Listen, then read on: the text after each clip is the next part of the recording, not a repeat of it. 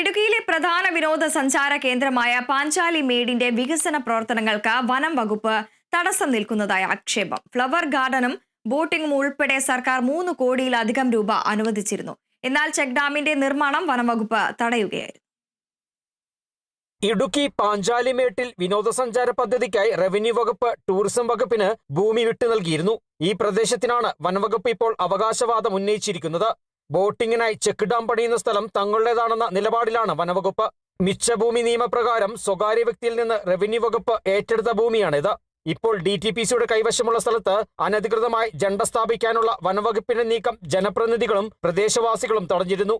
തുടർന്ന് ജില്ലാ ഭരണകൂടം വിഷയത്തിൽ ഇടപെട്ടെങ്കിലും മതിയായ രേഖകൾ നൽകാൻ വനവകുപ്പിന് കഴിഞ്ഞില്ല. എന്നിട്ടും പാഞ്ചാലിമേട്ടിലെ വികസന പ്രവർത്തനങ്ങൾ വനവകുപ്പ് തടയുന്നുവെന്നാണ് ആക്ഷേപം. പണികൾ പൂർത്തിയാക്കാൻ നടപടി സ്വീകരിക്കണമെന്നാവശ്യപ്പെട്ട് ജില്ലാ പഞ്ചായത്ത് അംഗം KT ബിനു വനവകുപ്പ് മന്ത്രിക്ക് പരാതി നൽകിയിട്ടുണ്ട്. ഞാൻ നിരവധി പ്രാവശ്യം സംസ്ഥാന ഫോറസ്റ്റ് മന്ത്രിയെയും മറ്റും കണ്ട് ഈ ടൂറിസ്റ്റ് കേന്ദ്രം നശിപ്പിക്കാതെ തുടങ്ങാൻ ആവശ്യമായ സാഹചര്യം നൽകണമെന്ന് പറഞ്ഞ് അതിനെ പ്ലാനും എസ്റ്റിമേറ്റും എല്ലാം തയ്യാറാക്കി.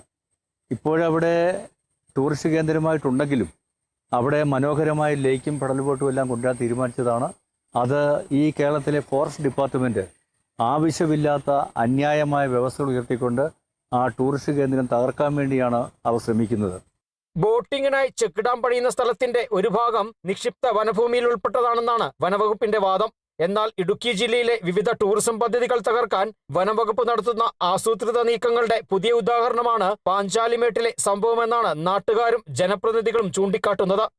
Kerala vision news, Idukki.